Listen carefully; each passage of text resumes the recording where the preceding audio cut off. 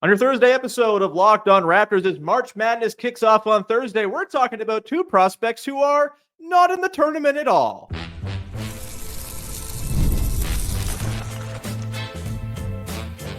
You are Locked On Raptors, your daily Toronto Raptors podcast, part of the Locked On Podcast Network, your team every day. Hey, what's going on? And welcome to another episode of Locked On Raptors, part of the Locked On Podcast Network, your team every day. It is Thursday, March the 20th, and I'm your host, Sean Woodley. I've been covering the Toronto Raptors now for 11 seasons on various platforms. You can find all my work over on Blue Sky. You can also find the show on Instagram. You can join us over in the Locked On Raptors Discord server as well. Free to join, as always. Link in the description of the podcast. You can also support the daily Locked On Raptors newsletter for free as well. QR code on the screen if you want to go subscribe through there. If you're watching on YouTube, you can also go to the link in the description if you're listening on audio, and it helps me out big time when you support. We have some nice numbers over the last week or so. Nice uptick in subs. Thanks to all who have subscribed and read, and spread the good word, would you? It's 100% free. It's a very good value proposition, and your morning deuce is always going to be excellent going forward. All right. Today's show is brought to you by our friends at Game Time. Download the Game Time app, create an account, and use the code LOCKEDONNBA for $20 off your first purchase. And we are off and running here as March Madness kicks off today. We are going to take another day to not talk about the tanking Toronto Raptors, mercifully, and take a look at some prospects. We will talk about some guys who will be playing in the tournament today and tomorrow, and perhaps beyond that. But I do also want to talk about two guys whose seasons are now over. Ace Bailey and Dylan Harper, both projected high picks in this year's draft. It's going to take a lot of luck for the Raptors to be in the range to draft Dylan Harper, but it's always a possibility. Ace Bailey, a little bit more, I think, fluid as to where he might go in the draft and when he'll be available on the board should the Raptors come up. And here to talk about the two Rutgers guys is one of my favorite dudes who just knows a whole lot about college basketball, formerly of The Score, a previous guest of the podcast as well. Matthew Winick is here. He's in Vegas, ready to take in all of the March Madness action. Matthew, how the hell are you, pal? I'm doing great. Thanks for having me on. It's been a little while, but always great to be on here with you guys. Yeah, man. Happy to have you. Ace Bailey, Dylan Harper. Let's get into these guys. Obviously, not the season that Rutgers fans would have wanted from their team overall, despite some good work by Dylan Harper and Ace Bailey on an individual basis. Let's start with Harper because he's the guy who's pretty much all season long we projected to go number 2 in the draft behind Cooper Flagg. He is, for those who don't know, a 6'5", 6'6" guard who has a lot of self-creation, a lot of driving, slashing ability, the pull-up three-point shooting. We'll see. The big sort of question with him is, can he be the type of guy who can be the engine for an NBA offense? I think a lot of people probably think so. Matthew, what do you think? Dylan Harper, is he the kind of guy who can really kind of give you that bang for your buck with a second overall pick? And I guess beyond that, from the Raptors' perspective, how do you think he might fit in if the Raptors are lucky enough to jump up on lottery night? Yeah, I'm a big Dylan Harper guy. I think engine is a great word because when the ball's in his hands, the offense is moving smoothly. Whether it's him running pick and roll, where he's an excellent passer, and like you said, 6'5", 6'6", can see over the top of the defense. And that jumper has really been coming along. That was a big question mark coming into the year. He's had his ups and downs. His elevation and his lift off the jumper definitely needs a little bit of work and some fine tuning. But offensively, he's the full package. He's excellent around the rim, and as a point guard, he really is a pure point guard, which as you start to get up there in the height with the guys that are playing point guard, you're like, are you really a point guard, or do you say you're a point? He is a point guard for sure. Right. Yeah, I think when I come on here and, wax poetic about guys who I've watched, maybe 30 minutes of tape on in total over the course of the season as I, spend most of my time watching the very fun, entertaining Toronto Raptors. Totally. Yeah. But what I've caught from Dylan Harper, it does feel like there's that sort of lead guard energy emanating from him. And I think in the context of the Raptors, I really, really like the theoretical fit of a Harper, Emmanuel Quickley backcourt because both guys can do some work on the ball. Harper probably becomes more of your sort of lead guard creative type. Quickley, we know, can be a pretty devastating off-ball player as well, and also can run the show when he needs to. If the Raptors were to take Harper, What do you think that does to like the ceiling of the thing they've got building right now? It obviously creates some logjam at the 2 guard position because of just the number of guys they have in that spot on the roster. But as far as like taking the ceiling off of things, we talked yesterday about how Cooper Flagg, if the Raptors were to get him, obviously the future becomes super Yeah. interesting, probably very quickly. Do you feel the same about Harper's ability to kind of raise the upside of a team, or is he kind of sub Cooper Flagg enough that it's maybe not such a sure thing? Well, let's get it straight. He's definitely sub Cooper Flag because there's a gap there for sure. In terms of the ceiling raising, it really comes down to Harper's versatility. I mean, he definitely Mhm. has the size to guard multiple positions defensively, and defensively, you're fine. I mean, he's not a great defender, but he has the size to engage if he's in that position. The question is, if Harper is playing some off ball, is he as valuable there? Because as with many of these point guard prospects that have really been elite recruits their entire lives, he's been on ball forever. And Rutgers didn't recruit a backup point guard. It's been him running the Mhm. show the entire time. So I think he could probably do it. I like him off of the catch as a shooter better than off the dribble, anyways. So I don't mind him taking some off ball reps. It's whether it's something he becomes comfortable with over time. And with someone as talented as him, who's really, he has all the skills to be able to play off ball in stretches. That's great. The question is, are you sort of diminishing his full ceiling if you're making him play more off ball? Right.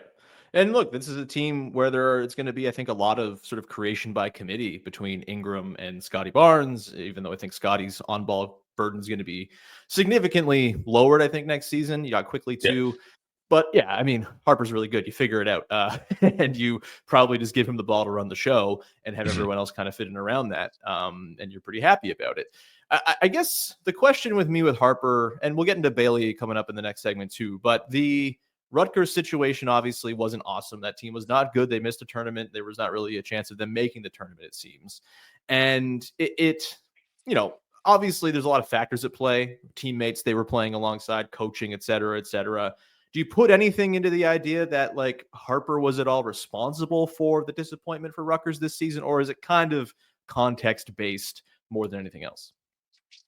It's probably mostly context based. Like the roster around them really was not only was the talent not there, but it wasn't well constructed. There was nowhere Mhm. near enough floor spacing, and that probably hurt the overall numbers for Harper and Bailey, in addition to obviously the record.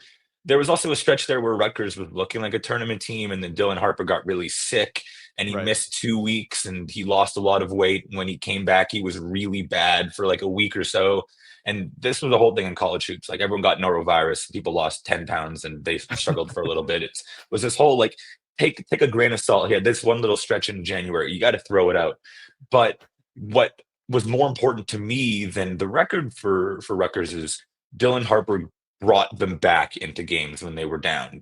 Right. They fell flat when he was off the floor. They were way better when he was on the court because he didn't play every minute of every game. And Mhm. that tells me more than your team wasn't good enough, because it's still, as much as college basketball has some guys that are well above others, it's still a team sport. And Sure. I'm not going to knock Harper very much, if at all, because of the team's record. That makes perfect sense. Before we get into Bailey, quick, I want to kind of get an idea of the progression Harper's maybe made over the course of his freshman year. All these guys come in, they're super young. It's pretty standard that they're going to get better at stuff as they, just kind of test the waters and get used to playing. It gets better competition, et cetera, et cetera. We'll probably get into this a little bit with VJ Edgecombe a little bit later too. But, what would you say are the things that kind of made the biggest strides in his game over the course of his year with Rutgers? Yes, that's the thing, right?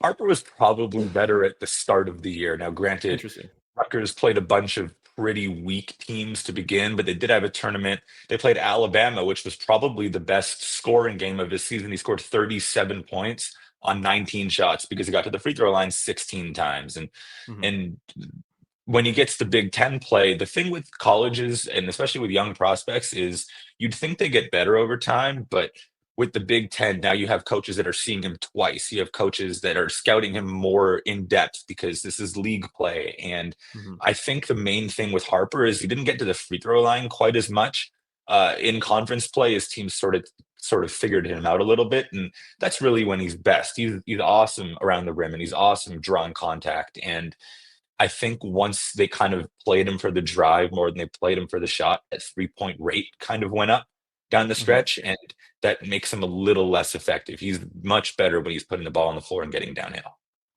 Makes a lot of sense. And hey, like the Raptors, I wouldn't say they're like a haven of spacing necessarily, No. if you're thinking about the fit, but they're not like so far away from having like a pretty adequate amount of shooting across the roster, right? Emmanuel Quickly, Grady Yeah. Dick, Brandon Ingram, if he's game to take more threes like he did earlier in the season with the Pelicans, or like he did in his sort of best seasons in New Orleans. He's a very good shooter. You've got Jacoby Walter coming in off the bench. You've got Ochai Agbaji. He's become a very good three-point shooter. Like they're not totally bereft of shooting talent the way they were when, say, maybe Gary Trent Jr. was the only guy you could trust to hit a shot on the team. Yeah. And so, yeah, I think the environment sounds pretty all right to kind of be conducive towards Harper living at the rim. I mean, the team itself is like a rim merchant team. They get to the rim the third most often of any team in basketball. In theory, that's a nice fit within what the Raptors are trying to do sort of philosophically. A guy who I think it's probably fair to say did get better over the course of the year is Ace Bailey. We're going to talk about him coming up in just a second. I freaking love Ace Bailey. I'm curious what you think. We'll do that coming up in just one sec.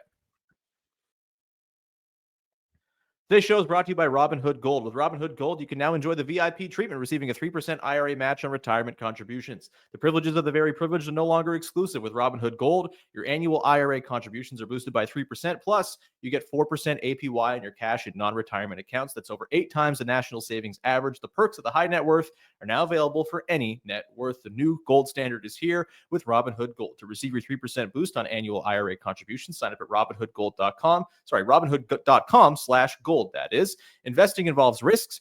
Rate subject to change. 3% match requires Robinhood Gold at $5 a month for 1 year from first match. Must keep funds in IRA for 5 years. Go to robinhood.com/boost. Over 8 times the national average savings account. Interest rate claim is based on data from the FDIC as of November 18th, 2024. Robinhood Financial LLC, member SIPC. Gold membership is offered by Robinhood Gold LLC.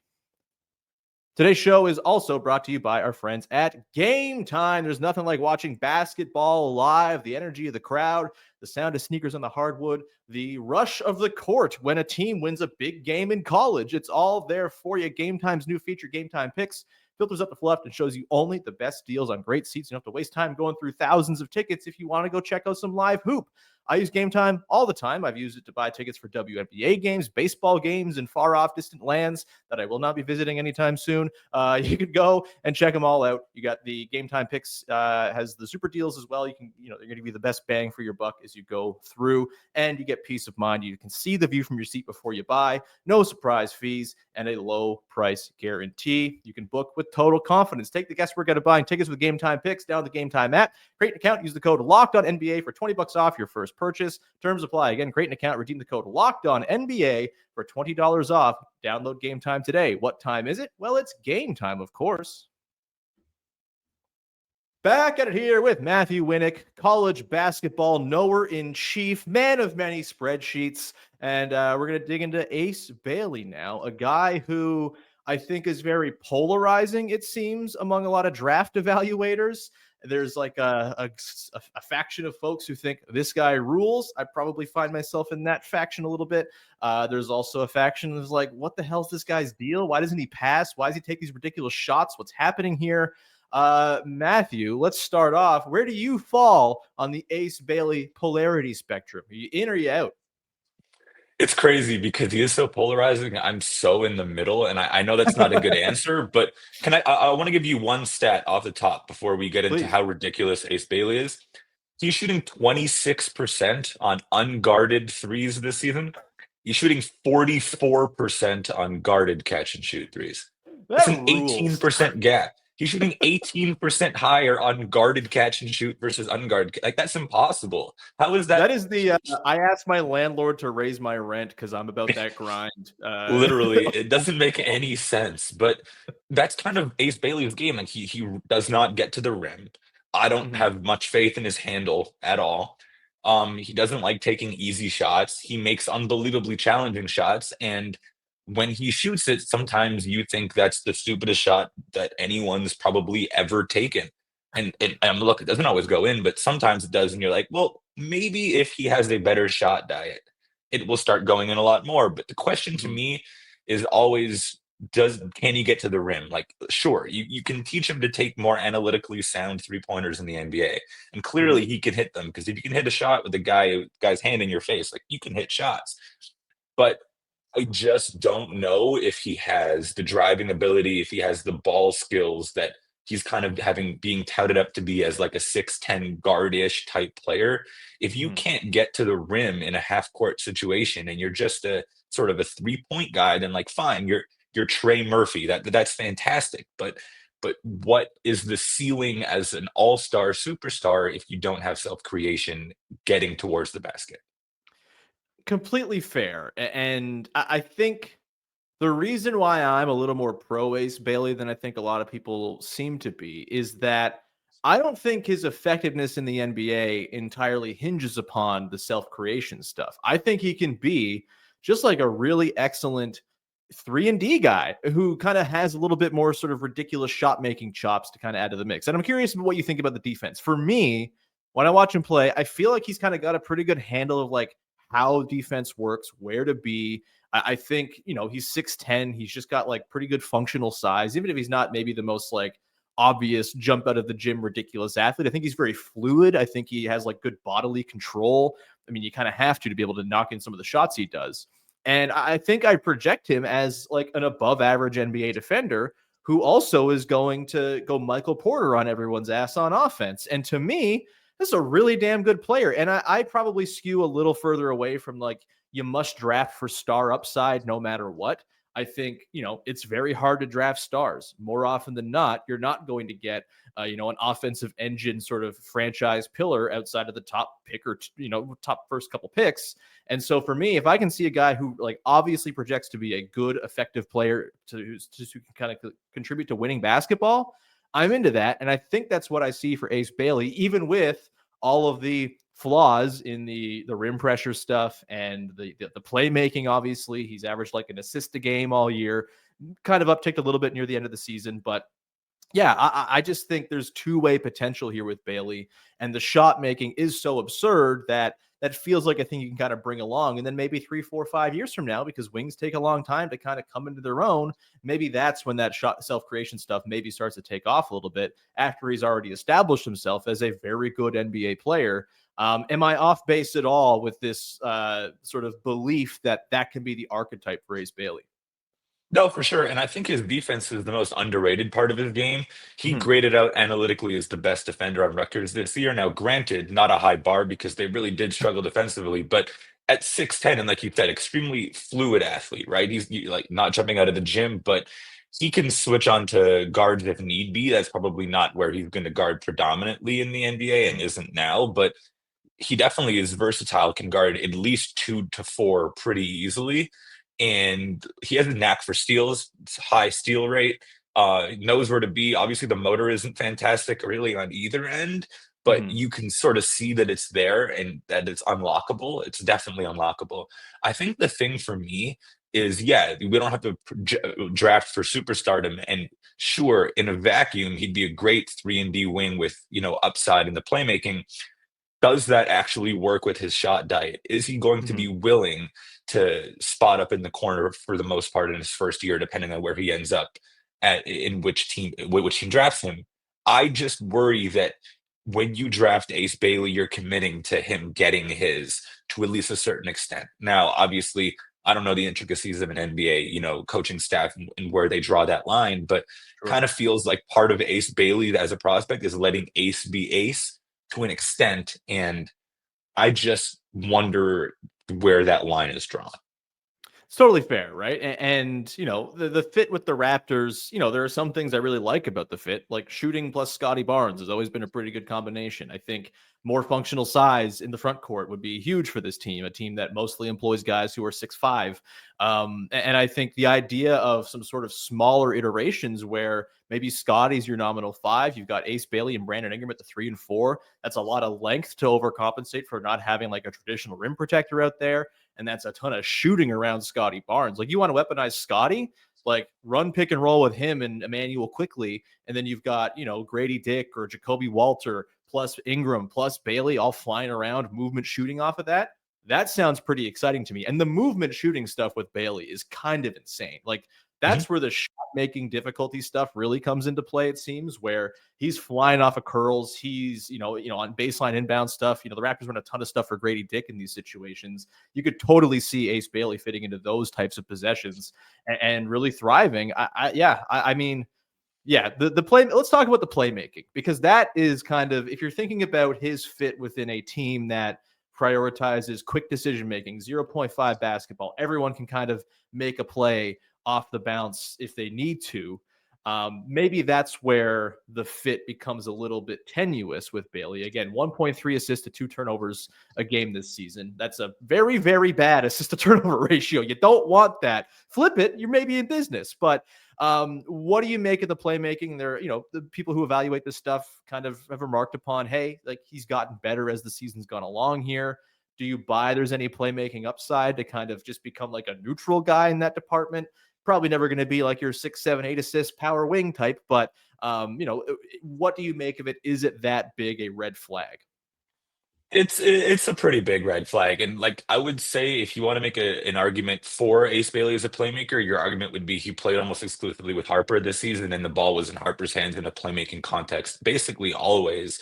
Sure. But he has an unbelievable feel for scoring the ball, but it just when you watch him play, it's like that is how he's wired. He's wired as a scorer, and you mentioned Mhm. Michael Porter Jr. earlier, and like really obviously, it's a very easy comp because both of them are unbelievable 6'10" shot makers who don't pass the ball. Mhm. Can Bailey turn into a serviceable passer? Maybe, but it's the same conundrum that I have with the shot diet. It's if you have been for the 19 years you've been on earth playing basketball, raised as these are the shots I'm going to take, and I make them, so I'm being propped up as this guy. I'm not Mhm. passing the ball because I can make shots that I get triple teamed. I don't have to pass. Like when you grow up playing basketball, you get taught how to pass out of a double. When you can shoot out of a double, why do you need to pass out of a double? Can he learn that? Yes, NBA coaching staffs are obviously the best coaching that you're ever going to get in the basketball space, but Mhm. it might take quite some time. And definitely in his first season or two, I don't think he's going to be anything more than a below average playmaker or passer. Yeah, I mean, totally fair. Yeah, I do kind of buy the development elixir that the Raptors coaching staff is kind of handing out these days. So maybe that's a worthwhile investment. Certainly would be a gigantic test for the Raptors coaching staff and their sort of rediscovered development juice. But yeah, I'm consider me pro Ace Bailey. Probably going to have him pretty comfortably in my top 5 when all is said and done. Because I just can't quit that shot making, and 6'10" with some defensive chops. Boy, oh boy. I'm into it. Matthew, we're going to come back on the other side, rattle through some rapid fire guys who are going to be actually playing in March Madness. And what an idea, huh? We'll get into VJ Edgecombe and a couple other guys who might be sort of stealth, maybe not first round picks for the Raptors, maybe fall to that second round pick they've got from the Portland Trailblazers. We'll get to that coming up in just one sec. Today's show is brought to you by Upwork. Scaling your business requires the right expertise at the right time. With Upwork, you can find specialized freelancers in marketing, development, design, and more. Experts ready to take your business to the next level. Upwork gives businesses flexibility by connecting them with top freelance talent across multiple industries, including IT, AI, web development, and marketing. Whether you need extra hands for a project or a long-term partner, Upwork makes hiring simple and affordable. If you need help, of course, with anything going on, you can post a job for free. It's simple and it's very quick to go do it. You get within a day, you get multiple qualified candidates to choose from. And instead of hiring full time, Upwork finds affordable top tier freelancers to scale your business more efficiently. Visit upwork.com right now and post your job for free. That's upwork.com, upwork.com to connect with top talent and grow your business today. The NCAA tournament is here, and so is the bracket breakdown. Locked On Podcast Network and Amazon Fire TV channels are teaming up to deliver NCAA tournament coverage like never before. Watch studio shows featuring former players and Locked On's local experts as they guide you through every upset, buzzer beater, and bracket matchup. Stream it all for free on Amazon Fire TV channel. Search Bracket Breakdown to see it all for free. It's your team every day.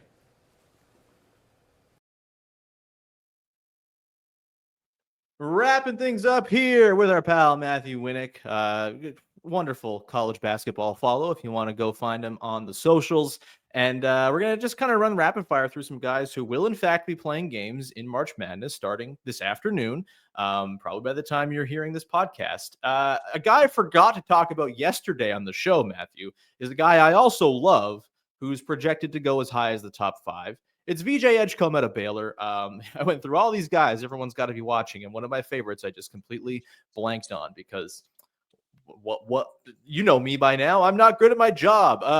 VJ Edgecombe, a guy who, again, feels like he kind of gained some steam as the season went along. Very rough start, very inefficient, couldn't hit threes to save his life.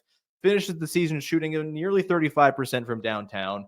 And he just, I don't know, man. To me, the two-way potential with him is crazy. The athleticism it pops off the screen for sure when you watch him. He obviously had that run with the Bahamas last year in the lead up to the qualifying tournaments for the Olympics. Like there's a lot to like with VJ Edgecombe, even though he is kind of positionally samey as a lot of the guys on the Raptors. I think if he were to come in, he instantly becomes the best prospect they have at the 2-guard spot. And he brings two-way potential that I don't know if everyone else that the Raptors kind of have in their mix currently possesses. Maybe Jacoby Walter, a Baylor guy himself as well. But Edgecombe is kind of a different beast athletically than all of these guys. And it's remarkable to watch him dunk on fools. Thoughts on VJ Edgecombe?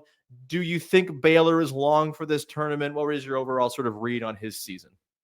Yeah, I think that VJ Edgecombe's awesome. I became a giant fan of his, like you mentioned, with the Bahamas this summer, and to see the way that he played with NBA players alongside him and like with Buddy Hield's spacing, I think is such a good tell for what that might look like moving forward. Like Baylor is not the Baylor team that we've come to expect under Scott Drew. I don't think they make it out of the first weekend. I mean, as an 8 seed, they're going to have to beat a 1 in order to get to the Sweet 16. So pretty unlikely. But I think with NBA spacing, he's going to flourish in a way that maybe some other players in college are better in that college system. He's going to be better in the NBA because the more space you give Edgecombe, like with his probably 95th percentile plus athleticism, like that's a win. And I will say the one thing with Edgecombe, my worry isn't the shot because when you can shoot 39% in Big 12 play like he did, like sure, he struggled early, but he figured it out.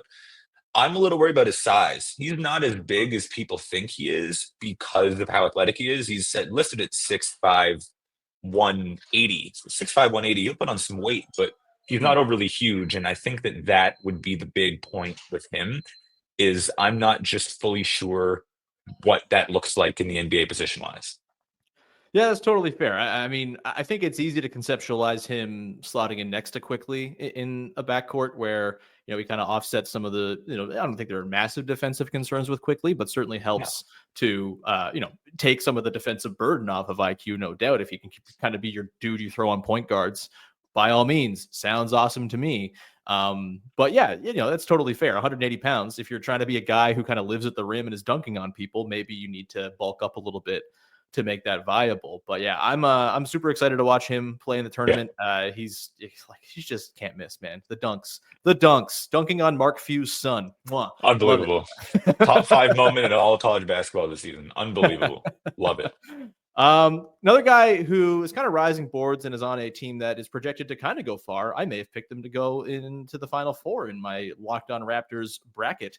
Jase Richardson.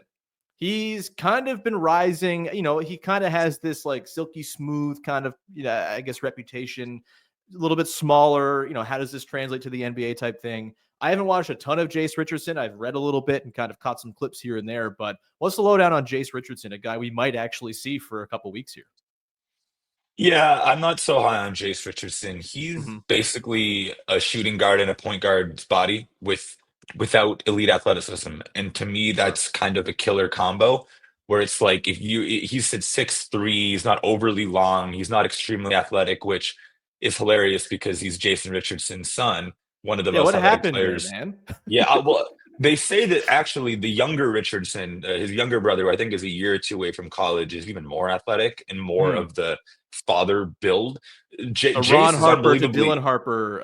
In a way, Ron Harper Jr. situation, something like that. But I mean, kindly to Ron Harper Jr., Jase Richardson is a slight tier above that. Fair. Great ball skills, unbelievable touch. The shot has really started. He was at 50%, I believe, in non-conference play, and that kind of fell off once teams played him for the jumper. Mhm. The thing with him is it's a lot of floaters, and it's a lot of it's hard to get to the rim even in college at his size without extreme burst, and that works fine if you're a great on-ball point guard, and perhaps a part of it is because Michigan State kind of plays a lot of team basketball. There's a lot of passing to go around, and he's not playing point guard. Mhm. But I don't know if he is a long-term point guard, and if he isn't, then that's not really a valuable NBA player. Kind of Seth Curry coded a little bit. So, well, yes, with the caveat that Richardson's scoring is more on ball anyways. Sure. So Yeah. we don't have the on ball, we don't have the off ball projection, and we don't have the point guard projection at his size is concerning to Fair me. enough. All right, I got a few guys here who are probably not going to be in the lottery mix, might be around when the Raptors are on the clock with the second round pick from Portland, but may also be off the board by then. I just want to hear your favorite guy of this bunch. Carter Bryant from Arizona, guy who's kind of risen up boards as a bit of a project-y type prospect. Nick Clifford, who was, I believe, in the draft last year before maintaining his eligibility and going back to Colorado State. Ryan Kalkbrenner from Creighton just puts up crazy, big-time, huge numbers for Creighton. They're, I think, an 8th seed in the tournament this year. And then Janai Broom, who is a very, very old senior for Auburn, who is in conversation for National Play of the Year alongside Cooper Flagg. Auburn's the #1 overall seed in the tournament. We might see a lot of him. He feels like a classic, get drafted to the NBA and be a nice backup for a very long time type of dude. But of those guys, just give me maybe a quick thought on one or two who you really like. Yeah, the answer to me is Nick Clifford. He's an unbelievable shooter with fantastic size, great defender, and outstanding rebounder. Like he is, if you combined Ace Bailey and Nick Clifford, we'd have one heck of a basketball player. Like he's got really the full package. Obviously, the issue with him is one, the age, and two, he's kind of playing like the 3-4 hybrid in college at 6'6", which isn't going to fly in the NBA. But you talk about he's top 200 nationally in both defensive rebounding rate and assist rate, while shooting 40% from three and 57% from two. Like that just screams. It's efficiency, it's role player, it's you're going to be able to fit into a basketball team and provide a lot of different things rather than just, oh, he's just a shooter or oh, he's just a passer. Like you can sort of put him, and those guys traditionally really, especially on their first contract as a rookie, like you are going to provide value to whoever drafts you. And a smart team is probably going to take him in the teens to 20s range, if I had to guess, in the first round. And with him, I think that the ceiling might not be there, but you're getting an effective player versus with Kalkbrenner and Broom, who are probably at least 23, which is Clifford's age, if not a year even older. They're much less projectable towards the NBA. Totally fair. Yeah, I mean, Clifford, 5-year college guy. He just turned 23 in February. Feels like the kind of guy a really smart team that just won 50 games picks up and adds to the mix and is pretty happy about it.